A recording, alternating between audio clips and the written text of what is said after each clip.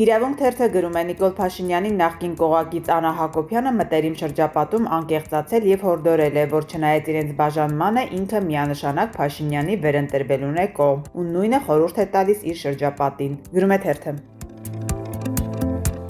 Ժողովուրդ օրաթերթի տեղեկություններով Ազգային ժողովի քաղաքացիական պայմանագիր խմբակցության նախկին պատգամավոր արտաքին հետախուզության պետի տեղակալ Արման Բոշյանի կինը հայտնվել է քաղաքացիական պայմանագրի 2026 թվականի նախընտրական ցուցակում։ Էկոնոմիկայի փոխնախարար Անուշիկ Ավետյանը, որը Բոշյանի կինն է, ցուցակի 102-րդ համարն է։ Այն Բոշյանի, որը 2020 թվականի 44-օրյա պատերազմից հետո հրաժարվեց լինել քաղաքացիական պայմանագրի նախընտրական ցուցակում ու հեռացավ ակտիվ քաղաքականությունից։ Հիմա նրա կինը փոխնախարար է ու ցանկանում է պատգամավոր դառնալ։ Գրում է թերթը։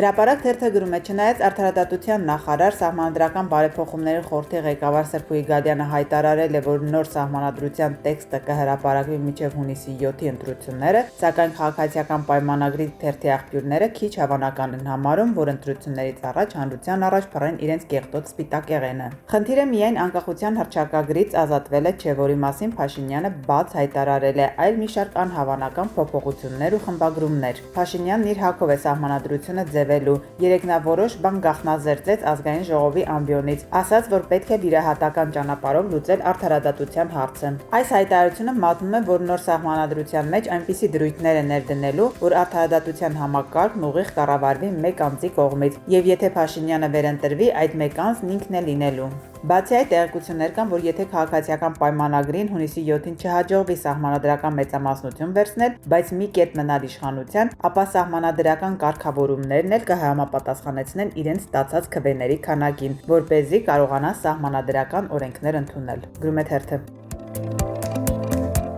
Իրավունք թերթը գրում է. այս օրերին քաղաքացիական պայմանագրի ցուցակից դուրս մնացած պատգամավոր Հայկ Սարգսյանին են դիմում ընդդիմադիր դաշտում հայտ ներկայացրած տարբեր ուժեր, առաջարկելով իրենց ցուցակով առաջադրվել առաջիկա ընտրություններին։ Սակայն վերջինս բոլորին կտրուկ մերժում է, ավելին հայտարարում, որ նա թեև հարազատ կուսակցությունում այլևս տեղ չունի, բայց դա բացարձակ չի ազդում իր եւ Նիկոլ Փաշինյանի հարաբերությունների վրա։ Գրում է թերթը։